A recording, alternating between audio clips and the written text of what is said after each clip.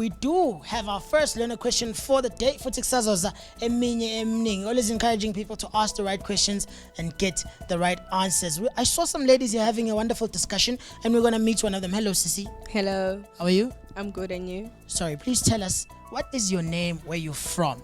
Okay, my name is Tembegile. I'm from Bramley, specifically in Collect Drive. All right, Collect Drive. To answer your question earlier, I'm good as well, thank you. So tell me, what is your favorite food?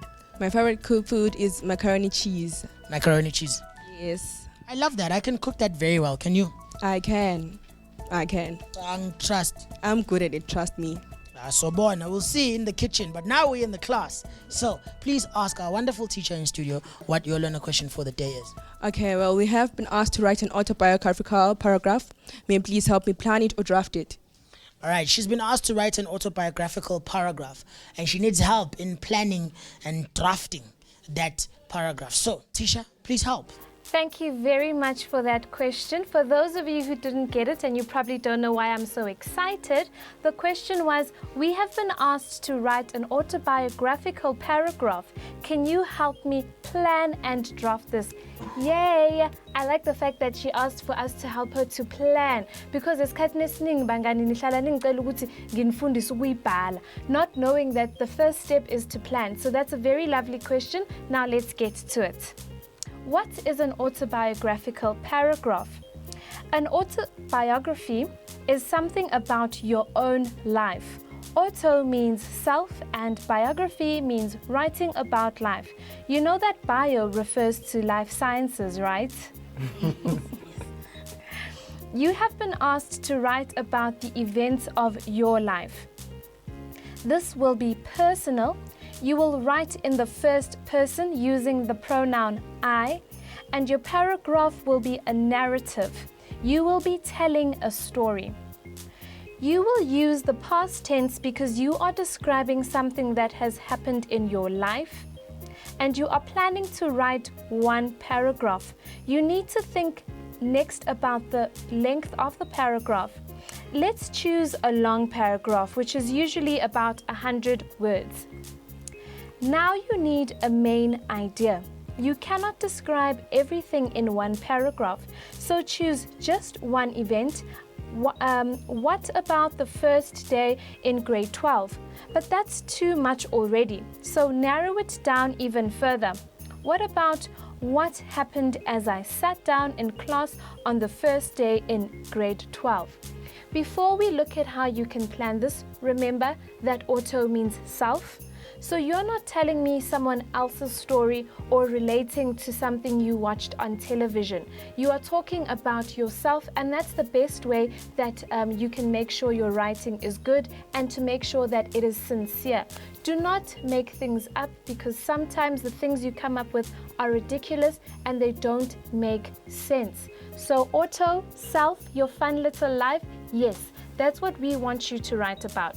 Now let's look at the planning for the first day in grade 12 and what happened when you sat in class. So remember that in the middle you write your the title. So what is your topic? What happened? What happened as you sat down? Happened as I sat down, for example, right? So now that we've got that, what's the next thing that we do? And before I continue, guys, we do use a mind map generally, and I know for some people, especially myself, I have different ways of planning, and there are different kinds of mind maps. But that is not the point. The point is that you need to find a way that you can plan it, and a mind map has been thought of as the best way to do it. So you need to know how to write a mind map. So when you sit down, what's the first thing you do? You might probably look around. Who's in class? So you look around, right, and you talk about your feelings. Perhaps you are feeling nervous and excited at the same time. This happens. Oh, let's hope I spell everything correctly, right?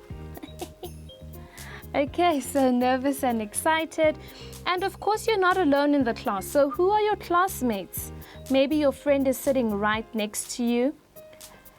Take note, everyone, that the mind map we're using just keywords. As you can see right now, I'm using one word and then we link it. So do you know anyone? Remember I said that. Know anyone? Question mark. And if you know someone, for example, ubonutabo, then you feel relieved there. So there's a bit of relief. Nangumngani wami mdala sikudla la high school ukhona eklasini namhlanje. So maybe it's two of your best friends. So your best friends. Remember that these keywords are things that you're going to be talking about. So when you write your paragraph, you won't just write best friends and just write the keywords. You're now going to structure it properly. You're actually going to use proper sentences. And maybe they're sitting and then you look nearby. Okay. And there's an empty desk. So there's quite a lot of things that you can talk about. This is just an example of how you would write the mind map. Some of you I know standa gabile mind map le. Let me just draw it in the corner. This one here with your topic, and then you just have a whole lot of things happening there. And then people write paragraphs under each point. No, remember mind map, we use keywords, everyone.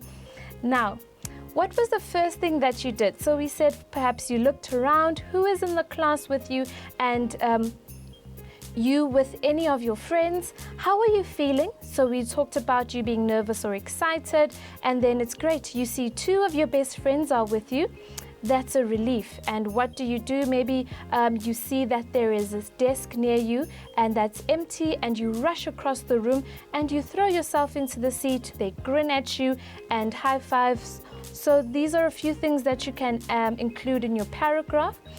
Here is something that is very important, everyone. You need a topic sentence for your paragraph, which is the idea in the middle of the page.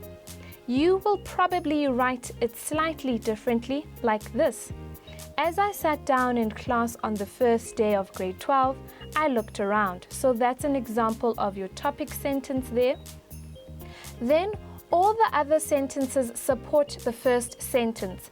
The mind map helps you to organize your thoughts in a logical sequence.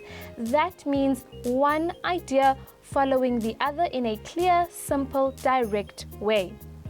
If you plan in this way, step by step, one idea following the other, your paragraph will be coherent. In other words, all your sentences will fit together well, so that your paragraph is clear and easy to understand. And something that, the reason why that is important is that, for example, you will say, I got into class and I saw all my friends. I sat down and then I spoke to the teacher and then I sat down. So you lose focus of what's going on. So when you plan things properly, it makes sense. When someone is reading it, they become very relaxed, and it's like, okay, I get what this person is saying. I see where it's going. You know, Mabugeli story, Mabugeli movie, there's actually a sequence of the way that things happen. So that's the same thing with writing, you know. So you need to see how you can connect things that happen in life with things that you're doing in school. You will have only one main idea because you have planned one idea coming off the topic sentence. Check that your sentences are correct, your spelling and punctuation are correct, and that you have used strong verbs like rush through, throw, and grin. Right, I hope that nginisizile nonke ukuthi nazi ukuthi this is how you can plan an autobiographical paragraph. Sasekhona la Liberty Community College in Bramley, Gauteng, Maboneng, Josie, Baba, Josie. And we have our second learner question for the day. But before we get the question, we need to find out uba lo buza lembuzo lena. Ethame bra? Yebo marasa. Ujani mfethu? Angikrendo wena? Ngimnandi bra. Ngicela utshela abantu edladleni ukuthi uba wakabawa wenza. Hayi musinovuyo umsesi, representeli, mfundeli bathi, usuka Alexandra. Khulele Alex. Khulele Alex. What's it like growing up in Alex? I mean, you're growing up which part of Alex are you from? Ngisuke John Brand 6 number 18. Tell me, what language do you speak at home? Xhosa. And do you find it difficult to, you know, you're at home, you're speaking Xhosa, and then you're in school, you're using English, and then do you find it difficult to switch between the two, or into vele so ujwayele? Into sengijwayele ngikhule ngayo from ngisasemncane ngikhuluma isiLungu esikolweni, isiXhosa ekhaya, so I'm used to it. Used to it. Yeah, sengijwayele. All right, my man. So please ask our teacher in the studio what your learner question is for today. Can you show me a short piece of autobiographical writing so I can see what another learner has done with a similar task? Thank you. All right, very well put. He wants to know. Please show him a short piece of autobiographical writing so that he can find out, what his peers and other learners have been able to do with a similar task. So, let's get the answer. Thank you very much for that question. Those of you who didn't get it, he wants to know, he asked, can you show me a short piece of autobiographical writing so I can see what another learner has done with a similar task? Okay, sure, I can do that. And remember, the last time that Lebo Mashilo was in studio, she said that a writer is a reader. So the more you read, the more you can see some examples of how you need to write things and use different styles. So let's read what someone else has written. But before we do that, let's look at some words that you may or may not know. Now, remember that you may never copy what someone else has written, but you can get ideas about how to start, what to write about, how to link and develop ideas, and how to end effectively. This piece was written by a grade 12 learner and it's autobiographical, so you can read something that happened to the learner.